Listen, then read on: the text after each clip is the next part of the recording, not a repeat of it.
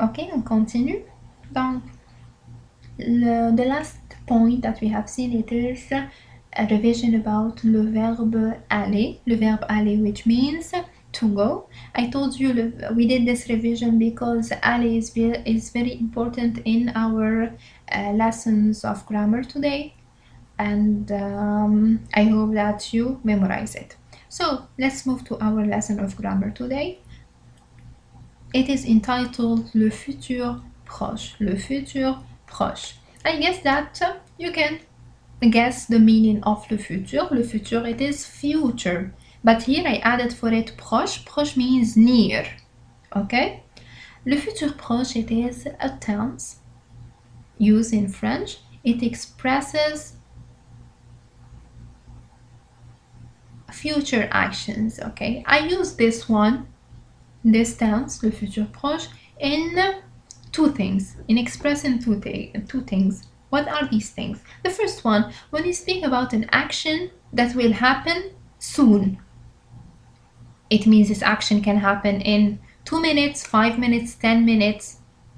This is an action that will happen soon. Okay? The second thing, I use this tense when I speak about an action that will happen in the future, but I already have plans for it. Okay? For example, when I say nous allons manger tout de suite, it means we are going to eat in few minutes. Right now. Right now, this right now, it can be in 1 minute, in 2 minutes, or 5 minutes, okay? This is the meaning of right now. It means the action will happen soon, very soon. The second thing, the second example, if I say, l'année prochaine, je vais étudier à l'université. Next year, I will study at university. Here, I have a plan for next year, for a future, that I will study at university. This is when we use le futur proche. Okay? Now, how do we form le futur proche?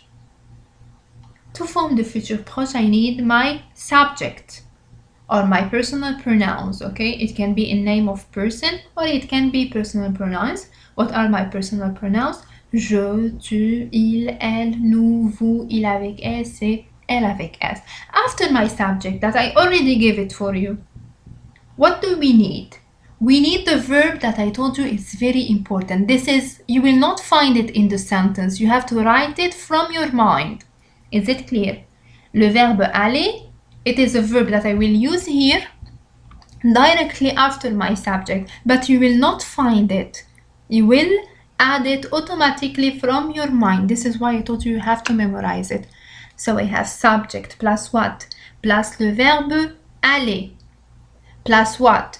Plus l'infinitif du verbe donner. It means plus the infinitive of the verb that is given to you in the sentence. Okay? For example, if I give you here, in the first one, je, this is the subject that I give you, then I give you between brackets manger.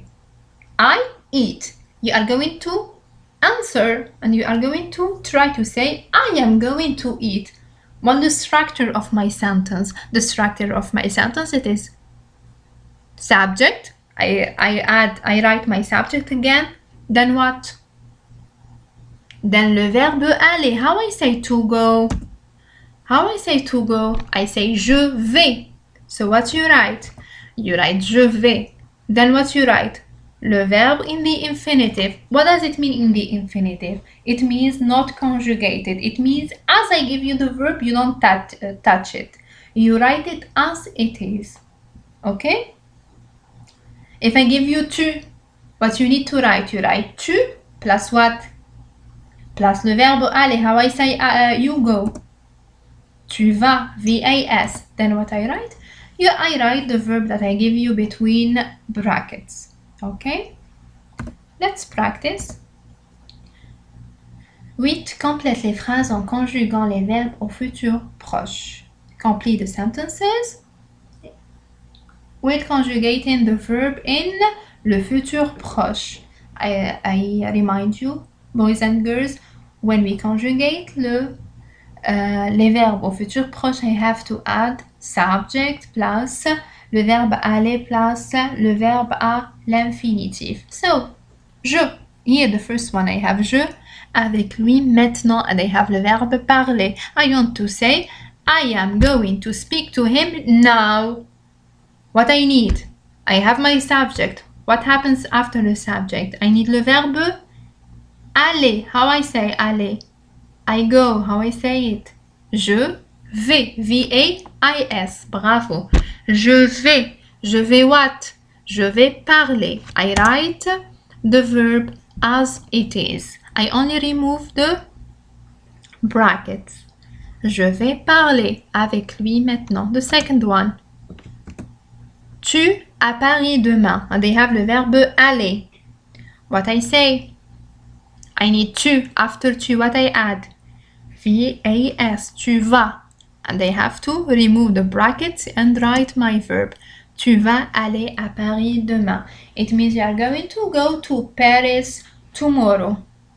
Il des frites manger. I am to say that he is going to eat French fries. Frites means French fries. So what I say? I say, il va manger des frites.